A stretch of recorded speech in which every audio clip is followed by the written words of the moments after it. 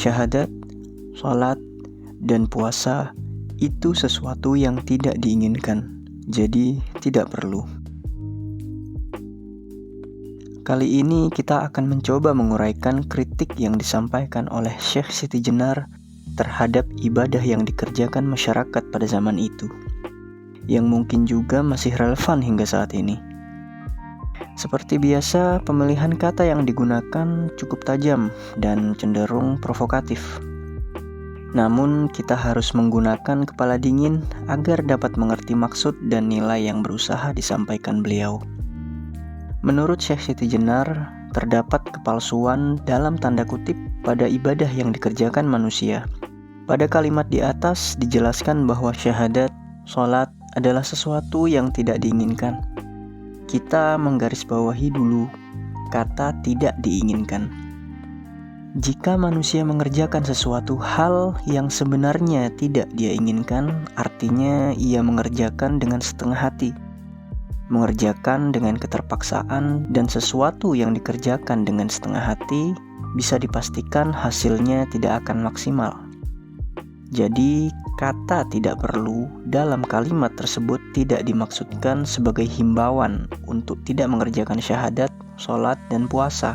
Namun justru sebaliknya, beliau menghendaki agar ibadah yang dikerjakan oleh umat Islam dilandasi dengan ketulusan terhadap Allah Subhanahu wa Ta'ala. Hal semacam ini juga senada dengan nasihat atau bisa disebut sindiran dari Rasulullah SAW yang berbunyi, betapa banyak orang yang berpuasa, namun dia tidak mendapatkan apa-apa dari puasanya tersebut, kecuali hanya rasa lapar dan dahaga saja. Kalimat selanjutnya, adapun zakat dan naik haji ke Mekah, itu sudah palsu semua.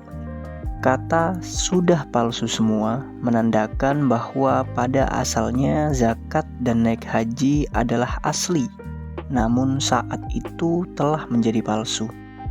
Artinya beliau beranggapan bahwa banyak masyarakat yang mengerjakan zakat dan haji dengan niat yang tidak sebagaimana mestinya.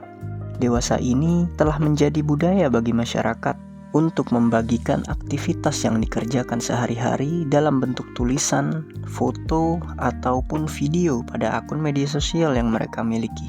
Termasuk zakat atau sedekah tidak luput untuk dijadikan konten di story-nya. Ada yang dari awal memang sengaja membagikan story semacam itu dengan niatan menaikkan citra diri. Ada pula yang sebenarnya hanya berniat membagikan aktivitas tanpa embel-embel riya. Namun tanpa disadari, dia telah menganggap diri lebih hebat dari orang yang diberikan zakat. Padahal hakikatnya dari awal harta yang disedekahkan adalah milik sang penerima zakat yang secara kebetulan dititipkan Tuhan melalui dirinya. Adapun saat ini, gelar haji seakan menjadi status sosial tertinggi yang berusaha ingin dicapai oleh masyarakat.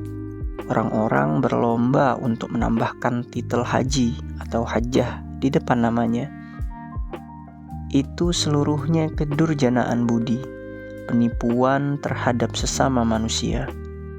Bahwa ibadah yang dikerjakan dengan riya atau tidak diniatkan semata-mata untuk mengabdi pada Allah adalah perilaku atau tata krama ketuhanan yang buruk, merupakan penipuan terhadap sesama manusia, bahkan penipuan terhadap dirinya sendiri. Lain halnya dengan saya, Siti Jenar.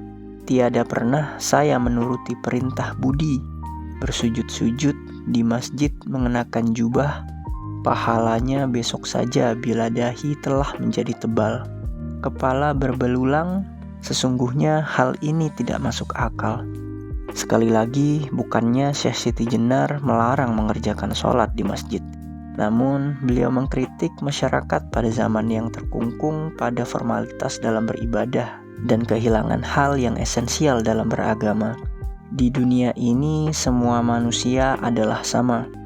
Mereka semua mengalami suka duka, menderita sakit dan duka nestapa.